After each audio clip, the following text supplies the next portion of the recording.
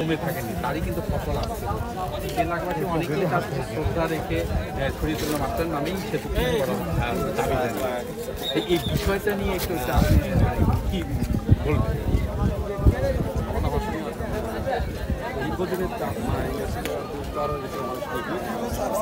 সাধারণ মানুষের মাঝে মিশে গেছেন, তাদের সুখ দুঃখ নিয়ে কথা বলছে সবসময়, তাদের আন্দোলনের সঙ্গে সবসময় তাকে ধারাবাহিক করে নিয়েছে। আর এই জিনিসটা ছিল তার দীর্ঘদিনের একটা আশা যে মানুষের কষ্ট লাভ তিনি আন্দোলন করছেন এবং আন্দোলনের ফসল হিসাবে আজকে আমরা এই জিনিসের ফলে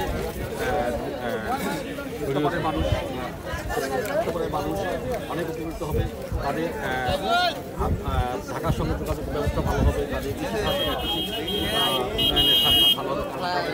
যে প্রতিদিনের যে কৃষি সবজি বা ইয়েগুলো হয় তারা সরাসরি ঢাকাতে বিক্রি করতে পারবে তারা, এবং এই রুটের মাধ্যমে 135 কিলোমিটার রাস্তা গেল 2 ঘন্টা রাস্তার সঙ্গে ঢাকার